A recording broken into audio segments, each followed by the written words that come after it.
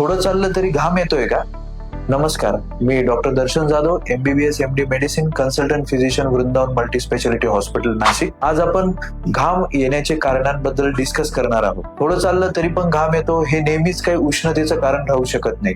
तर त्याचे काही मुख्य कारण आहेत ते आपण आज डिस्कस करू. तर पहिलं मेन कारण आहे थायरॉइड, हायपरथायरॉइडिझम. याच्यामध्ये सुद्धा घाम येऊ शकतो. साखर कमी झाली, जे डायबिटीज लोक आहे आणि ते त्यांची मेडिकेशन घेत आहेत, जसं काही ग्लिमेपाराइड, मेटफॉर्मिन, आणि त्यांनी योग्य ती बॅलन्स डाएट नाही घेतलं तरी पण त्यांची शुगर कमी होऊ शकते आणि त्याच्यामुळे घाम येऊ शकतो. दुसरा प्रॉब्लेम आहे मेन म्हणजे कार्डियक प्रॉब्लेम. जर कोणाला हृदयाचा अटॅक आला तरी सुद्धा हा स्वेटिंग म्हणून प्रेझेंट होऊ शकतो. दरवेळेस चेस्ट पेन राहील असं नाहीये. ज्या लोकांना डायबिटीज आहे त्यांना मोस्टली चेस्ट पेन नसतो आणि ते घाम म्हणूनच प्रेझेंट होतात. नंतर शेवटचं कारण आहे अँझायटी, म्हणजे स्ट्रेस, तणाव, टेन्शन, त्याच्यामुळे सुद्धा घाम येऊ शकतो. घाम हा फक्त सिम्पटम आहे, तो रोग नाही. कारण ओळखा आणि दुर्लक्ष नका करू. आणि जवळच्या लोकल फिजिशियनला दाखवा आणि त्वरित इन्व्हेस्टिगेशन करून घ्या.